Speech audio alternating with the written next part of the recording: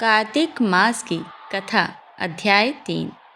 सत्यभामा ने कहा, हे प्रभु, आप तो सभी काल में व्यापक हैं और सभी काल आपके आगे एक समान है। फिर यह कार्तिक मास ही सभी मासों में श्रेष्ठ क्यों है? आप सब तिथियों में एकादशी और सभी मासों में कार्तिक मास को ही अपना प्रिय क्यों कहते हैं? इसका कारण बताइए। भगवान श्री कृष्ण ने कहा, हे भाविनी, तुमने बहुत अच्छा प्रश्न किया है। मैं तुम्हें इसका उत्तर देता हूँ, ध्यानपूर्वक सुनो। इसी प्रकार एक बार महाराज वेन के पुत्र राजा पृथु ने प्रश्न के उत्तर में देवर्षि नारद से प्रश्न किया था, और जिसका उत्तर देते हुए नारद जी ने उसे कार्तिक मास की महिमा बताते हुए कहा, हे राजन, एक समय शंख नाम का एक राक्षस बहुत बलवान एवं अत्याचारी हो गया था। उसके अत्याचारों से तीनों लोकों में त्राही त्राही मच गई। उस शंखासुर ने स्वर्ग में निवास करने वाले देवताओं पर विजय प्राप्त कर इंद्र आदि देवताओं एवं लोकपालों के अधिकारों को छीन लिया। उससे भयभीत होकर समस्त देवता अपने परिवार के सदस्यों के साथ सुमेरु पर्वत की गुफाओं में बहुत दिनों तक छिपे रहे। तत्पश्चात वे निश्चिंत होकर सुमेरु पर्वत की गुफाओं में ही रहने लगे। उधर जब शंखासुर को इस बात का पता चला कि देवता आनंद पूर्वक सुमेरु पर्वत की गुफाओं में निवास कर रहे हैं, तो उसने सोचा कि ऐसी कोई दिव्य शक्ति अवश्य है जिसके प्रभाव से अधिकारहीन यह देवता अभी भी बलवान है। सोचते सोचते वह इस निर्णय पर पहुंचा कि वेद मंत्रों के बल के कारण ही देवता बलवान हो रहे हैं। यदि इनसे वेद छीन लिए जाएं तो वे बलहीन हो जाएंगे। ऐसा विचार कर शंखासुर ब्रह्मा जी के सत्यलोक से शीघ्र ही वेदों को हल लाया। उसके द्वारा ले जाए जाते हुए भय से उसके चंगुल से निकल भागे और जल में समा गए। शंखासुर ने वेद मंत्रों तथा बीज मंत्रों को ढूंढते हुए सागर में प्रवेश किया, परंतु ना तो उसको वेद मंत्र मिले और ना ही बीज मंत्र। जब शंखासुर सागर से निराश होकर वापस लौटा तो उस समय ब्रह्मा जी पूजा की सामग्री लेकर सभी देवताओं के साथ भगवान विष्णु की शरण में पहुँचे और भगवान को गहरी निद्रा से जगाने के लिए गाने बजाने लगे और धूप गंध आदि से बारंबार उनका पूजन करने लगे। धूप दीप नैवेद्य आदि अर्पित किए जाने पर भगवान की निद्रा टूटी और वह देवताओं सहित ब्रह्मा जी को अपना पूजन करते हुए देखकर बहुत प्रसन्न हुए तथा कहने लगे, मैं आप लोगों के इस कीर्तन एवं मंगलाचरण से बहुत प्रसन्न हूँ। आप अपना अभिष्ट वरदान मांगिए, मैं अवश्य प्रदान करूँगा। जो मनुष्य अश्विनी शुक्ल की एकादशी से देवोत्थान एकादशी तक ब्रह्म मुहूर्त में उठकर मेरी पूजा करेंगे, उन्हें तुम्हारी ही भांति मेरे प्रसन्न होने के कारण सुख की प्राप्ति होगी। आप लोग जो पाद्य अग्र आचमन और जल आदि सामग्री मेरे लिए लाए हैं, वे अनंत गुणों वाली होकर आपका कल्याण करेगी। शंखासुर द्वारा हारे गए संपूर्ण वेद जल में स्थित हैं। मैं सागर पुत्र शंखासुर का वध करके उन वेदों को अभी लाए देता हूँ। आज से मंत्र बीज और वेदों सहित मैं प्रतिवर्ष कार्तिक मास में जल में विश्राम किया करूँगा। अब मैं मत्स्य का रूप धारण करके जल में जाता हूँ। तुम सब देवता भी मुनीश्वरों सहित मेरे साथ जल में जाओ। इस कार्तिक मास में जो श्रेष्ठ मनुष्य प्रातःकाल स्नान करते हैं, वे सब यज्ञ के अवव्रत स्नान द्वारा भली भांति नहा लेते हैं।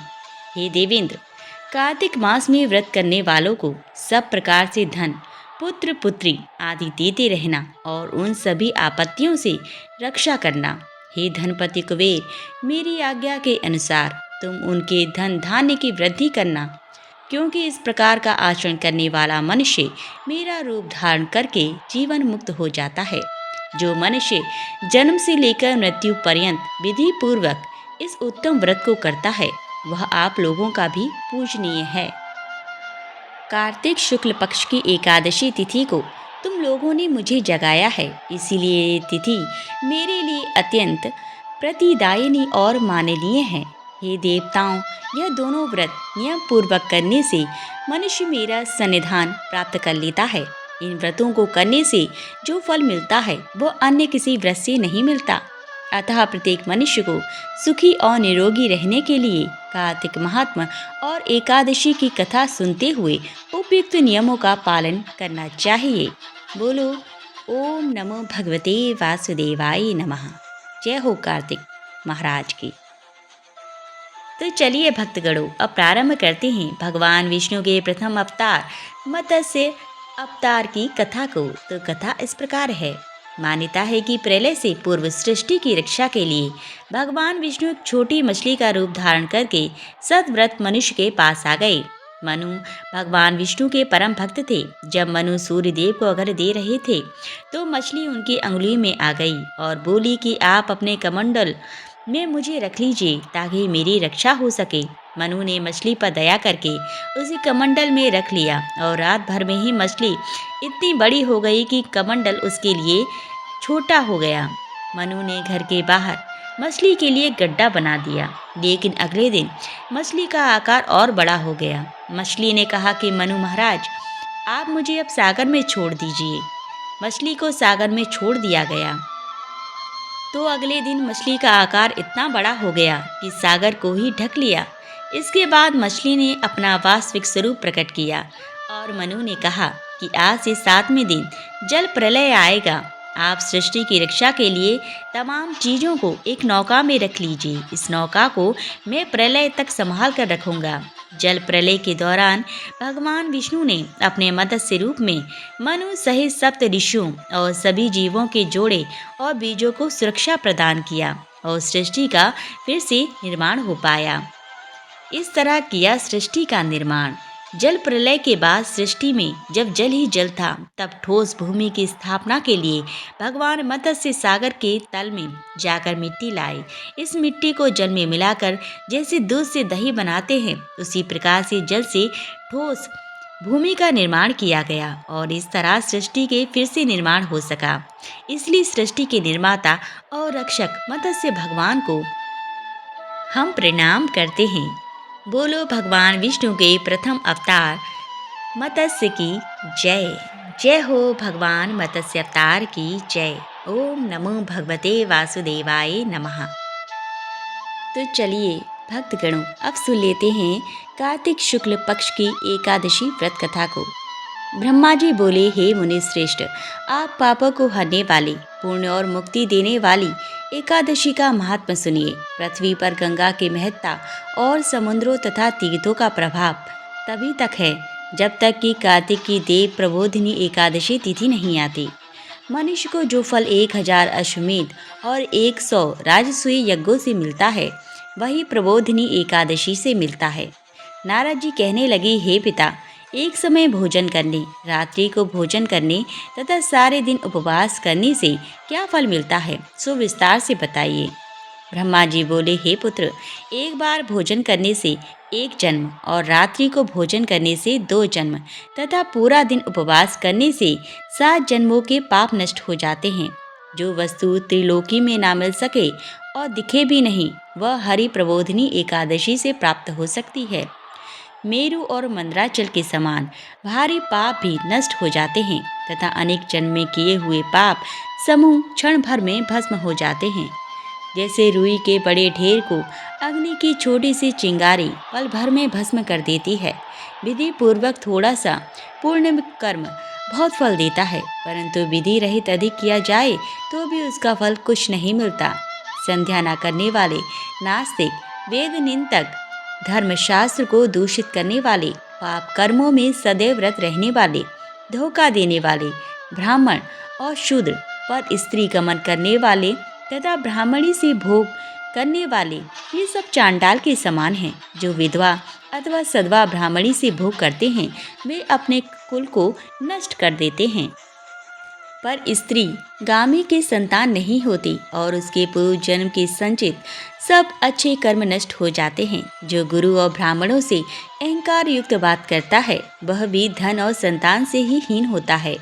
भ्रष्टाचार करने वाला, चांडाली से भोग करने वाला, दुष्ट की सेवा करने वाला और जो नीच मनुष्य की सेवा करते हैं या संगति करते हैं, यह सब पाप हरि प्रबोधिनी एकादशी के व्रत से नष्ट हो जाते हैं। जो मनुष्य इस एकादशी के व्रत को करने का संकल्प मात्र करते हैं, उनके 100 जन्मों के पाप नष्ट हो जाते हैं। जो इस दिन रात्रि जागरण करते हैं, उनकी आने वाली 10,000 पीढ़ियां स्वर्ग को जाती हैं। नरक के दुखों से छुटकारा प्रसन्नता के साथ सुसज्जित होकर वे विष्णु लोक को जाते हैं। ब्रह्म हत्या आदि महान पाप भी इस व्रत के प्रभाव से नष्ट हो जाते हैं। जो फल समस्त तीर्थों में स्नान करने, गौ, स्वर्ण और भूमि का दान करने से होता है, वही फल इस एकादशी की रात्रि को जागरण से मिलता है। हे मुनि शार्दुल, इस संसार में उसी मनुष्य का जीवन सफल है जिसने हरि प्रबोधिनी एकादशी का व्रत किया है। वही ज्ञानी, तपस्वी और जितेंद्रिय है तथा उसी को भोग एवं मोक्ष मिलता है। जिसने इस एकादशी का व्रत किया है, वह विष्णु को अत्यंत प्रिय है। मोक्ष के द्वारा को बताने वाली और उसके तत्व को ज्ञान देने वाली है। मन, कर्म, वचन तीनों प्रकार के पाप इस रात्रि को जागरण से नष्ट हो जाते हैं। इस दिन जो मनुष्य भगवान की प्रसन्नता के लिए स्नान, दान, तप और यज्ञ आदि करते हैं, वे अवश्य पुण्य को प्राप्त होते हैं। प्रबोधिनी एकादशी के दिन व्रत करने से मनुष्य के बाल, यौवन और वृद्धावस्था में किए समस्त पाप नष्ट हो जाते हैं। इस दिन रात्रि जागरण का फल चंद्र सूर्य ग्रहण के समान स्नान करने से 1000 गुना अधिक होता है। अन्य कोई पुण्य इसके आगे व्यर्थ है। जो मनुष्य इस व्रत को नहीं करते, उनके अन्य पुण्य भी व्यर्थ ही हैं। अतः हे नारद, तुम्हें भी विधि पूर्वक इस व्रत को करना चाहिए। जो कार्तिक मास में धर्मपरायण होकर अन्न नहीं खाते, उन्हें चंद्रायण व्रत का फल प्राप्त होता है। इस मास में भगवान दान आदि से जितने प्रसन्न नहीं होते, जितने शास्त्रों में लिखी कथाओं के सुनने से होते हैं। कार्तिक मास में जो भगवान विष्णु की कथा का एक या आधा श्लोक भी पढ़ते, सुनते या सुनाते हैं, उनको भी 100 गायों के दान के बराबर फल मिलता है। अतः अन्य सब कर्मों को छोड़कर कार्तिक मास में मेरे सम्मुख बैठकर कथा पढ़नी या सुननी चाहिए। जो लोग कल्याण के लिए इस मास में हरि कथा कहते हैं, वे सारे कुटुंब का क्षण मात्र में उद्धार कर देते हैं। शास्त्रों की कथा कहने सुनने से 10,000 यज्ञों का फल मिलता है।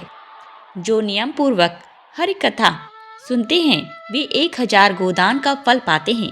विष्णु के जागने के समय जो भगवान की कथा सुनते हैं, वे 7 दीपों समेत पृथ्वी के दान करने का फल पाते हैं। कथा सुनकर वाचक को जो मनुष्य सामर्थ के अनुसार दक्षिणा देते हैं, उनको सनातन लोक मिलता है। तो चलिए जान लेते हैं व्रत करने की विधि। ब्रह्मा जी की यह बात सुनकर नारद जी ने कहा कि भगवान, इस एकादशी के व्रत की विधि हमसे कहिए और बताइए कि कैसा व्रत करना चाहिए। इस ब्रह्मा जी ने कहा कि ब्रह्म मुहूर्त में जब 2 घड़ी रात्रि रह जाए, तब उठकर शौच आदि से निवृत्त होकर दंत धावन आदि कर नदी, तालाब, कुआं, बावड़ी या घर में ही जैसा संभव हो स्नान आदि करें। फिर भगवान की पूजा करके कथा सुने। फिर व्रत का नियम ग्रहण करना चाहिए। उस समय भगवान से प्रार्थना करें कि हे भगवान, आज मैं निराहार रहकर व्रत करूंगा, आप मेरी रक्षा कीजिए। दूसरे दिन द्वादशी को भोजन करूंगा। तत्पश्चात भक्ति भाव से व्रत करें तथा रात्रि को भगवान के आगे नृत्य, गीत आदि करना चाहिए। कृपणता त्याग कर बहुत से फूलों, फल अगर धूप आदि से भगवान का पूजन करना चाहिए। शंख जल से भगवान को अर्घ्य देना चाहिए। इसका समस्त तीर्थों से करोड़ गुना फल प्राप्त होता है। जो मनुष्य अगस्त के पुष्प में भगवान की पूजा करते हैं, उनके आगे इंद्र भी हाथ जोड़ता है। तपस्या करके संतुष्ट होने पर हरि भगवान जो नहीं करते, वह अगस्त के पुष्पों से भगवान को अलंकृत करने से करते हैं। जो कार्तिक मास में बिल्व पत्र से भगवान की पूजा करते हैं, वे मुक्ति को प्राप्त होते हैं। कार्तिक मास में जो तुलसी से भगवान का पूजन करते हैं, उनके 10,000 जन्मों के पाप नष्ट हो जाते हैं। तुलसी दर्शन करने, स्पर्श करने, कथा कहने, नमस्कार करने, स्तुति करने, तुलसी रोपण, जल से सींचने और प्रतिदिन पूजन, सेवा आदि करने से 1000 करोड़ युग पर्यंत विष्णु लोक में निवास करते हैं। जो तुलसी का पौधा लगाते हैं, उनके कुटुंब से उत्पन्न होने वाले प्रलय काल तक विष्णु लोक में निवास करते हैं। तुलसी रोपण का महत्व। मुनि रोपी तुलसी जितनी जड़ों का विस्तार करती है, उतने ही हजार युग पर्यंत तुलसी रोपण करने वाले सुकृत का विस्तार होता है। जिस मनुष्य की रोपणी की हुई तुलसी जितनी शाखा प्रशाखा बीज और फल पृथ्वी पे बढ़ते हैं, उसके उतने ही कुल जो बीत गए हैं और होंगे 2000 कल्प तक विष्णु लोक में निवास करते हैं। जो कदम के पुष्पों से श्री हरि का पूजन करते हैं, वे भी कभी यमराज को नहीं देखते। जो गुलाब के पुष्पों से भगवान का पूजन करते हैं, उन्हें मुक्ति मिल जाती है।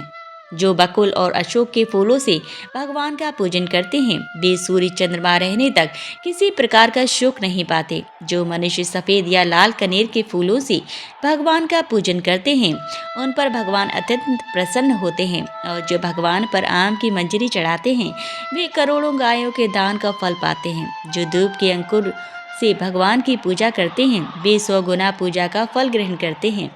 जो शमी के पत्र से भगवान की पूजा करते हैं, उनको महाघोर यमराज के मार का भय नहीं रहता। जो भगवान को चंपा के फूलों से पूजते हैं, वे भी संसार में नहीं आते। केतकी के पुष्प चढ़ाने से करोड़ों जन्म के पाप नष्ट हो जाते हैं। पीले रक्त वर्ण के कमल के पुष्पों से भगवान का पूजन करने वाले को श्वेत द्वीप में स्थान मिलता है। इस प्रकार रात्रि को भगवान का पूजन कर प्रातः काल होने पर नदी पर जाएं और वहां स्नान जप तथा प्रातः काल के कर्म करके घर पर आकर विधि पूर्वक केशव का पूजन करें। व्रत की समाप्ति पर विद्वान ब्राह्मणों को भोजन कराएं और दक्षिणा देकर क्षमा याचना करें। इसके पश्चात भोजन गौ और दक्षिणा देकर गुरु का पूजन करके ब्राह्मणों को दक्षिणा दें। और जो चीज व्रत के आरंभ में छोड़ने का नियम किया था, वह ब्राह्मणों को दें। रात्रि में भोजन करने वाला मनुष्य ब्राह्मणों को भोजन कराए तथा स्वर्ण सहित बेलों का दान करे। जो मनुष्य मांसाहारी नहीं है, वह गोदान करे। आंवले से स्नान करने वाले मनुष्य को दही और शहद का दान करना चाहिए। जो फलों को त्यागे, वो फलदान करे। तेज छोड़ने से घृत और घृत छोड़ने से दूध, अन्न छोड़ने से चावल का दान किया जाता है। इसी प्रकार जो मनुष्य भूमि शयन का व्रत लेते हैं, उन्हें शय्या दान करना चाहिए। साथ ही तुलसी सब सामग्री सहित देना चाहिए। पत्ते पर भोजन करने वाले को सोने का पत्ता घृत सहित देना चाहिए। मौन व्रत धारण करने वाले को ब्राह्मण और ब्राह्मणी को घृत तथा मिठाई का भोजन कराना चाहिए। बाल रखने वाले को दर्पण, जूता छोड़ने वाले को एक जोड़ा जूता, लवण त्यागने वाले को शर्करा, मंदिर में दीपक जलाने वाले को तथा नियम लेने वाले को व्रत की समाप्ति पर ताम्र अथवा स्वर्ण के पत्र पर घृत और बत्ती रखकर विष्णु भक्त ब्राह्मण को दान देना चाहिए। एकांत व्रत में 8 कलश वस्त्र और स्वर्ण से अलंकृत करके दान करना चाहिए। यदि यह भी ना हो सके तो इनके अभाव में ब्राह्मणों का सत्कार सब व्रतों को सिद्ध करने वाला कहा गया है।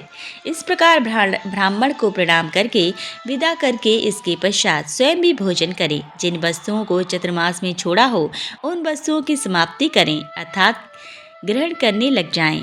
हे राजन, जो बुद्धिमान इस प्रकार चतुर्मास व्रत निर्विघ्न समाप्त करते हैं, वे कृतज्ञ हो जाते हैं और फिर उनका जन्म नहीं होता। यदि व्रत भ्रष्ट हो जाए और व्रत करने वाला कोढ़ी या अंधा हो जाता है। भगवान कृष्ण कहते हैं कि राजन, जो तुमने पूछा था वह सब मैंने बतलाया है। इस कथा को पढ़ने और सुनने से गौदान का फल प्राप्त होता है। तो चलिए प्रारंभ करते हैं भक्तगणों कार्तिक माह की तीसरी कहानी को। किसी गांव में एक बुढ़िया रहा करती थी। उसकी एक पुत्र बधू भी थी। कार्तिक का महीना आता तो बुढ़िया 12 कोस नहाने जाती, लेकिन उसकी बहू वही पतीले में पानी डालकर कहती कि मन चंगा तो कठौती में गंगा, और गंगा जी उसके लिए वहाँ आ जाती। वह उस गंगा में अपना कार्तिक नहान कर लेती। एक बार कार्तिक नहाते हुए सास की नत बह गई और बहकर वह बहू के नहाने वाले पतीले में आ गिरी, तो उसने वह उठाकर रख ली। सास घर वापस आई तो उदास थी कि उसकी नत बह गई है। बहू ने सास को उदास देखकर पूछा कि आप उदास क्यों हो? सास ने कहा कि मेरी नत गंगा जी में बह गई है। बहू ने कहा कि अच्छा, वह नत? वो तो मेरे पास है। सास ने पूछा कि वह कैसे तुम्हारे पास है? बहू ने कहा कि सासू जी, आप तो 12 कोस कार्तिक नहाने जाती हो, मैं तो यही कठड़े में पानी डालकर कह देती हूँ कि मन चंगा तो कठौती में गंगा, और गंगा जी बहकर मेरे पास आ जाती हैं, जिससे मैं स्नान कर लेती हूँ। आज गंगा जी बहकर आई तो उसी में आपकी नत भी आ गिरी। जिसे मैंने उठाकर रख दिया। इस कहानी के बाद कहना चाहिए कि जैसे बहू की आई सभी के लिए आई, लेकिन जैसे सास की आई वैसे किसी की ना आई। तो बोलो कार्तिक महाराज की जय, गंगा मैया की जय।